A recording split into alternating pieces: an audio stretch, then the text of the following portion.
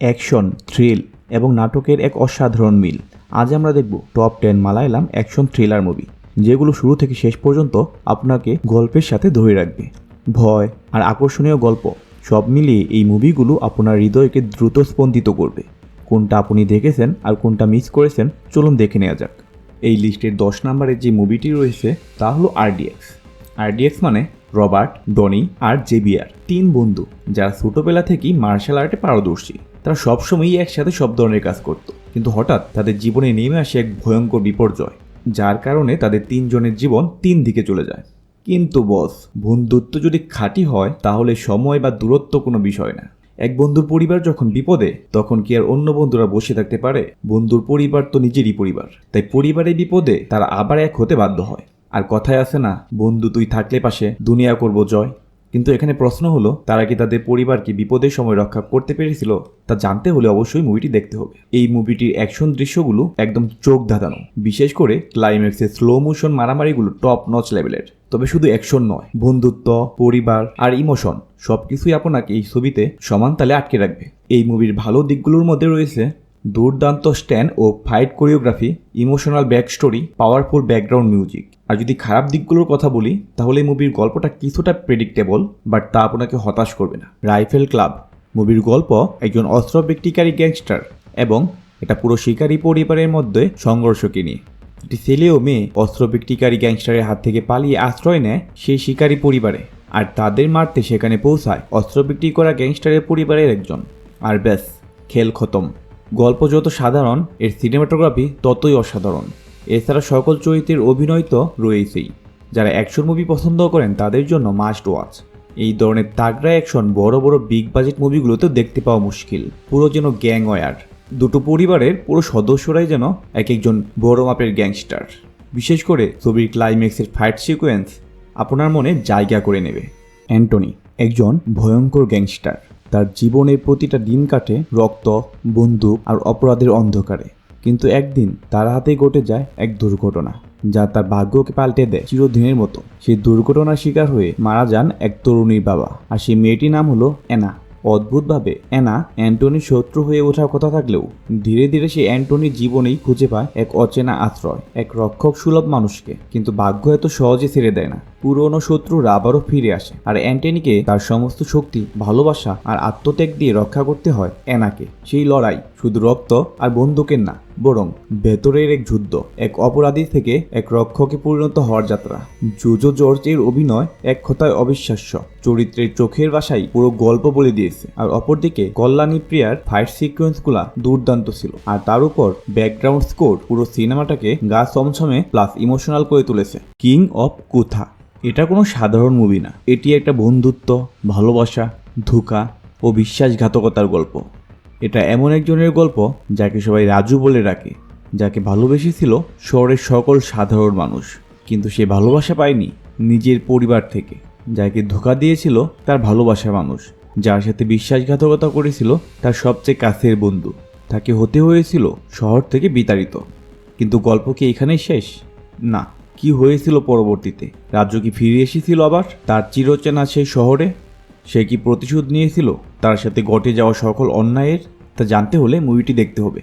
দুলকার সালমানের অসাধারণ অভিনয়, ব্যাকগ্রাউন্ড মিউজিক সবকিছুই ছিল পারফেক্ট। কাডুবা একটি পাওয়ার প্যাকড অ্যাকশন ড্রামা ফিল্ম, যেখানে পৃথ্বীরাজ সুকুমার প্রধান চরিত্রে অভিনয় করেছেন।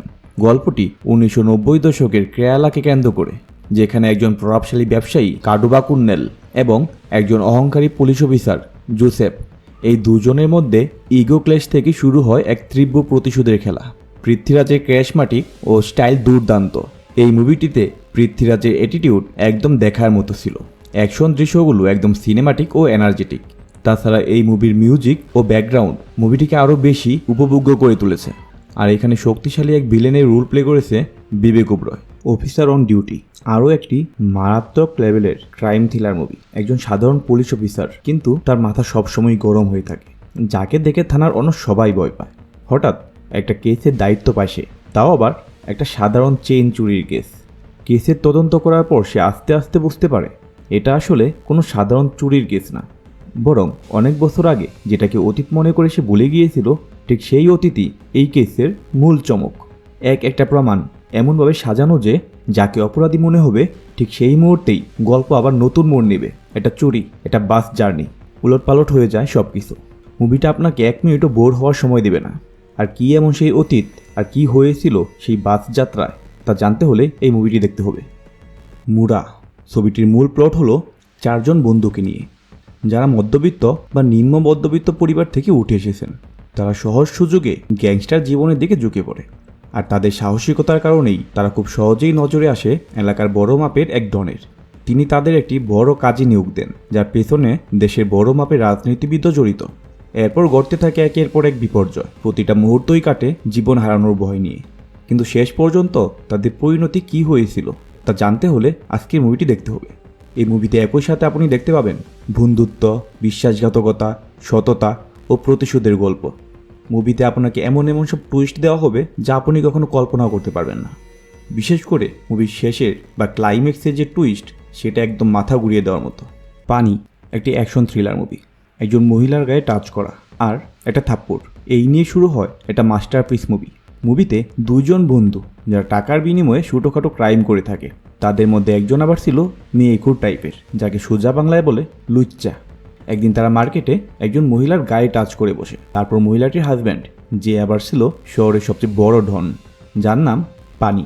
মূলত সে একাই না, তার পুরো পরিবারই ডন। পানি প্রতিবাদ হিসাবে ওইখানেই ওই দুজনকে মারধর শুরু করে। অন্ধকারের আড়ালে পানির বিপক্ষে যুদ্ধ ঘোষণা করে বসে ওই 2 আনাড়ি বালক। এরপর থেকেই শুরু হয় একটার পর একটা টুইস্ট, যা দেখে আপনার চোখ কপালে উঠে যাবে। ছবিটা আপনাকে এমনভাবে ধরে রাখবে আপনি চোখ সরাতে পারবেন না। আর ক্লাইম্যাক্সের ফাইট সিকোয়েন্স, সেটার কথা না বললেই নয়। অপরাধের পরিণতি কতটা ভয়ঙ্কর হতে পারে তা এই মুভির ক্লাইম্যাক্স দেখলেই বুঝতে পারবেন।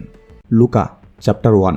গল্পটা ঘুরে বেড়ায় চন্দ্রা নামের এক রহস্যময় মেয়েকে ঘিরে, যার রয়েছে এক অলৌকিক শক্তি, কিন্তু সেই শক্তির পেছনে লুকিয়ে আছে এক ভয়ঙ্কর অভিশাপ। দিনের আলো তার সবচেয়ে বড় শত্রু, তাই রাতই তার রাজ্য। এই রহস্যময় মেয়েকে ঘিরে সমাজে যত প্রশ্ন, সন্দেহ আর ভয়, সব মিলিয়ে গড়ে উঠেছে এক দুর্দান্ত পৌরাণিক থ্রিলার। দারুণ সিনেমাটোগ্রাফি, চমৎকার ব্যাকগ্রাউন্ড মিউজিক আর অসাধারণ অভিনয়ে লুকা আপনাকে মুগ্ধ করবে। বিশেষ করে কল্যাণী প্রিয়দর্শন তার চরিত্রে ছিলেন একদম নিখুঁত। আর অপরদিকে ভিলেন স্যান্ডিও পুরো মুভিতে রুদ্ররূপে কাঁপিয়ে দিয়েছে। ছবিটিকে মালায়ালাম ইন্ডাস্ট্রির অন্যতম সেরা মুভি হিসাবে গণ্য করা হয়। মার্কো একটি অ্যাকশন থ্রিলার যা হিংস্রতা এবং স্টাইলিশ অ্যাকশন সিকোয়েন্সের জন্য প্রশংসিত হয়েছে। এটি একটি প্রতিশোধের গল্প, যেখানে প্রধান চরিত্র মার্কো তার প্রিয়জনের হত্যার প্রতিশোধ নিতে বের হয়। ছবিটিতে একটি গ্যাংস্টার গ্রুপের লাইফস্টাইল, বিশ্বাসঘাতকতা, পরিবারের প্রতি ভালোবাসা এবং প্রতিশোধ খুব সুন্দরভাবে ফুটিয়ে তোলা হয়েছে। এটিকে মালায়ালাম ইন্ডাস্ট্রি তথা ইন্ডিয়ান ইতিহাসের অন্যতম অ্যাকশন মুভি হিসাবে গণ্য করা হয়ে থাকে। এটি অ্যাকশন প্রেমীদের জন্য একটি হাই ভোল্টেজ অভিজ্ঞতা। যদি খুব বেশি ব্রুটাল অ্যাকশন আপনার পছন্দ না হয়, তাহলে এটিকে স্কিপ করতে পারেন। এটি শুধুমাত্রই অ্যাকশন প্রেমীদের জন্য।